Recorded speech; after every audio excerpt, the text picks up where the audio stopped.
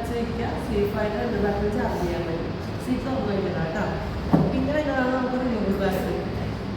Just ഇത് open ചെയ്യാം, battery പുറത്തെടുക്കുക, ഇവിടെ ചാർജ് ചെയ്യുന്നത് കേട്ടോ.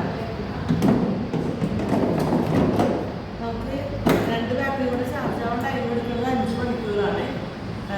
ഓരോ ബാറ്ററി സെപ്പറേറ്റ് ചെയ്യുമ്പോൾ 2.5 മണിക്കൂർ വെച്ചിട്ടാണ് ചാർജ് ആവുക. ഇതിന് നോർമൽ 3 പിൻ പ്ലഗ് മതി, പവർ പ്ലഗിൻ്റെ ആവശ്യമില്ല.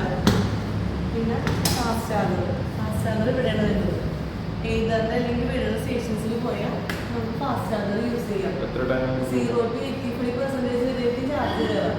60 മിനിറ്റാണ് ടൈം എടുക്കുക ഫാസ്റ്റ് ചാർജർ. പിന്നെ ഇവിടെ മൊബൈൽ ഫോൺ ചാർജ് ചെയ്യാം. മൊബൈൽ ഫോൺ ഏറ്റവും പോകുന്നത് ഡിസ്പ്ലേ ഇങ്ങനെ ആയിരിക്കും. ഓണാ ടച്ച് അല്ല, ഡിസ്പ്ലേ കൺട്രോൾ ചെയ്യാനായിട്ട് ജോയിസ്റ്റിക്ക് ഉണ്ട് കേട്ടോ. സെൻറ്ററിൽ ലോങ് പ്രസ് ചെയ്താൽ നമുക്ക് സെറ്റിങ്സ് ഒക്കെ വരും.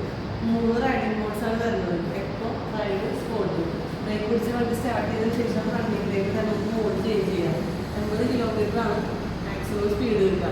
പിന്നെ ഒരു പാർക്ക് മോഡിൽ വണ്ടി നമുക്ക് റിവേഴ്സ് എടുക്കാൻ പറ്റും. ആക്സിലേഷൻ താഴോട്ട് കൊടുത്താൽ റിവേഴ്സ്, ഫ്രണ്ടിലോട്ട് കൊടുത്താൽ നമുക്ക് ഫോർവേഡ് പോകും. ബ്രേക്ക് പിടിച്ച് മുകളിലേക്ക് ഒരു സെക്കൻഡ് പ്രസ് ചെയ്താലാണ് പാർക്ക് മോഡ് ആക്റ്റീവ് ആവും.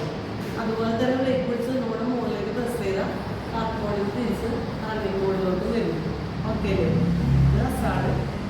4 ഇൻഡിക്കേറ്റർ ഒന്നിച്ച് വർക്ക് ചെയ്യാൻ. നോർമൽ ഇൻഡിക്കേറ്റർ ഫോണും കാര്യങ്ങളൊക്കെയാണ്.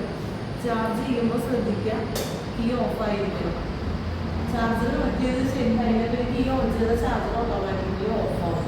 പിന്നെ 2ാമത് ഊരി കുത്തിയാൽ മാത്രമേ ചാർജ് കയറുള്ളൂ. ഫോർസി സ്റ്റോപ്പിൽ എഴുതി കാണിക്കും. അപ്പോൾ നമ്മൾ ഡിസ്പ്ലേയിൽ എങ്ങനെ ചാർജ് കയറുന്നുണ്ടെന്ന് അറിയണമെങ്കിൽ ജോയിസ്റ്റിക്ക് ഒന്ന് അനക്കി നോക്കിയാൽ മതി.